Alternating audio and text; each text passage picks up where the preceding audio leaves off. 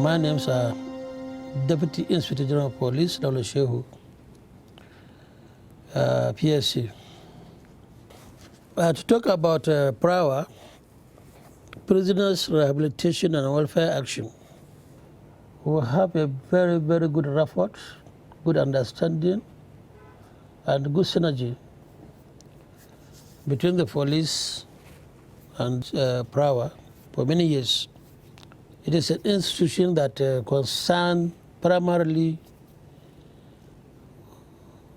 on respect of dignity and human rights,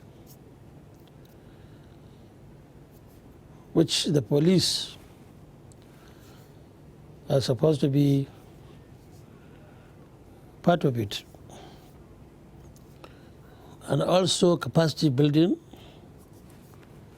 to the police to enable them to perform effectively and efficiently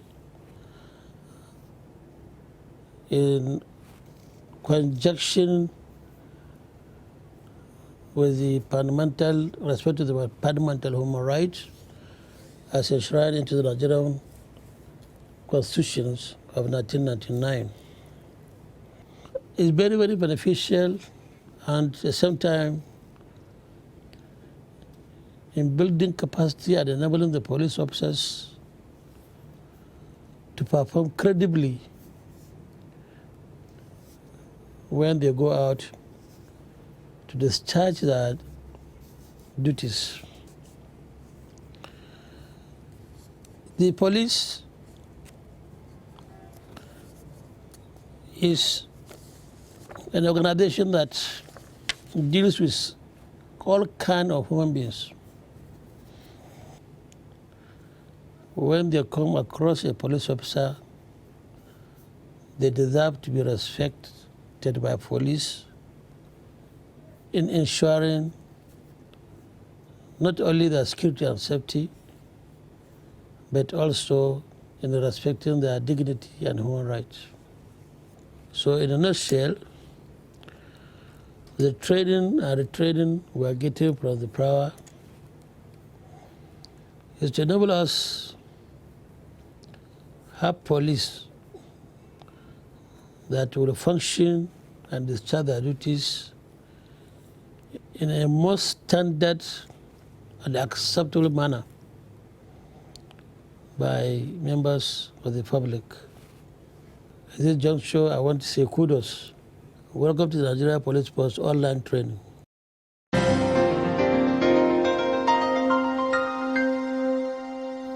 The topic of this chapter is the use of force and firearms, and it's necessary that I do a kind of introduction on this chapter.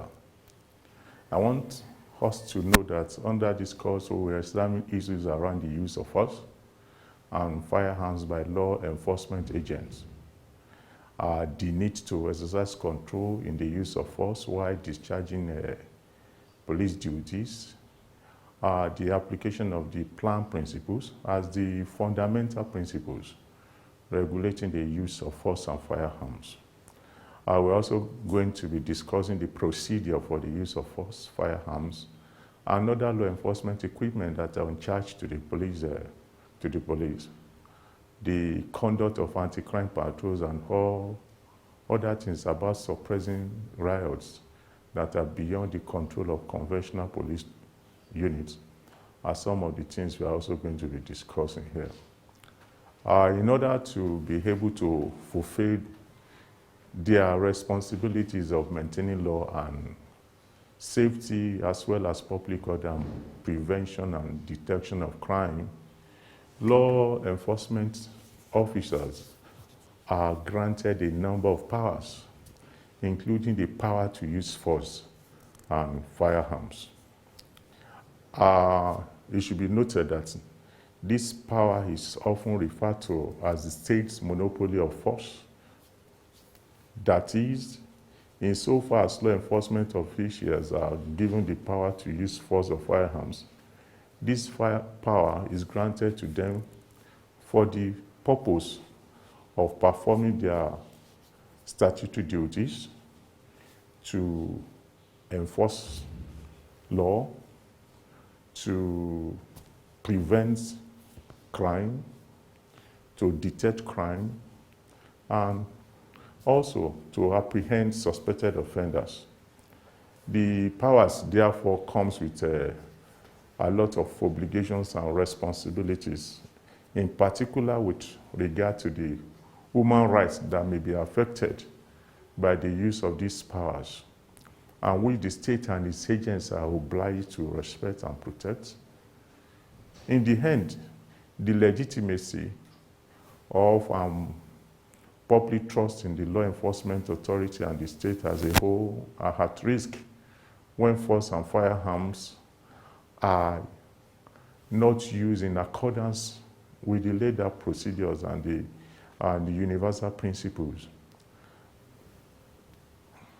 So it is necessary that law enforcement officers get used to these procedures for the use of force in order not to end up violating the rights that they are employed, statutorily empowered, and paid to protect.